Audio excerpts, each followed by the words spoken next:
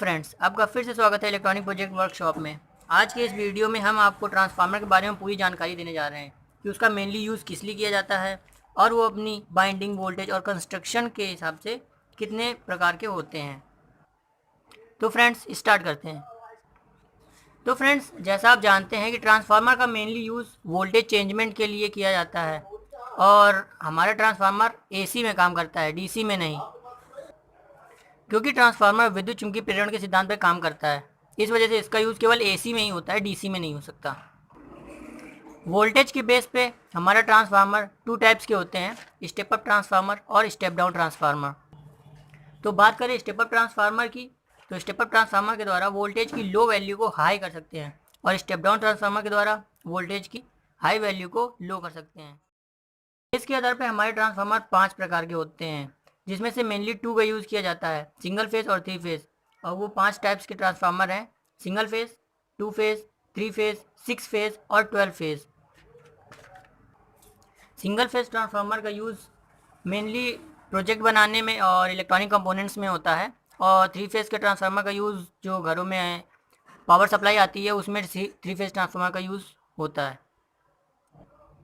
और 6 फेज और 12 phase transformer का यूज़ बड़े बड़े पावर हाउसों में और सर्किट हाउसों में होता है। फेज ट्रांसफार्मर में कनेक्शन के बेस पे हमारे ट्रांसफार्मर 4 टाइप के होते हैं: star delta, delta star, star star और डेल्टा डेल्टा ट्रांसफार्मर। अगर फ्रेंड्स आप सोच रहे हैं कि डेल्टा स्टार और स्टार डेल्टा ट्रांसफार्मर को एक ही तरह यूज़ कर सकते हैं, तो ये गलत है, क्योंकि उसमें कॉइलिंग्स में चेंजमेंट हो जाती है। बाइंडिंग के बेस पे बात करें तो बाइंडिंग के आधार पर हमारे ट्रांसफार्मर 3 टाइप्स के होते हैं।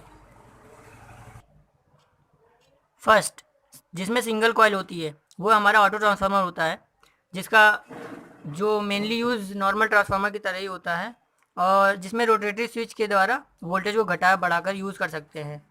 और दूसरा हमारा होता है जिसमें डबल कॉइल होती है, वो हमारा नॉर्मल ट्रांसफार्मर होते हैं, जिसमें कोई कांस्टेंट वैल्यू कोई फाइंड कर सकते हैं आउटपुट पर। और हमारा तीसरा होता है जिसमें 3 बाइंडिंग होती है, और वो हमारा 3 फेज ट्रांसफार्मर होता है।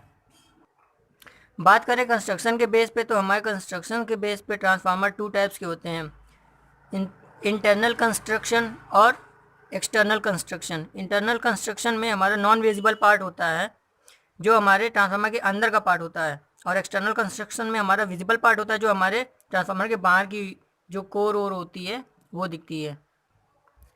वो कोर जिसके द्वारा ट्रांसफार्मर को कवर किया जाता है, जो हमको दिखाई देती है ऊपर से। इंटरनल कंस्ट्रक्शन में हमारे 2 टाइप्स आते हैं और एक्सटर्नल कंस्ट्रक्शन में कोई टाइप्स नहीं होते हैं। इंटरनल कंस्ट्रक्शन में जो 2 टाइप्स आते हैं वो है हमारा मैग्नेटिक सर्किट और इलेक्ट्रिकल सर्किट। मैग्नेटिक सर्किट में आयरन लगी होती है, जिसके कारण मैग्नेटिक फील्ड जनरेट होती है, और ये हमारी 3 टाइप्स की होती है: कोर टाइप, सेल टाइप और बेरी टाइप।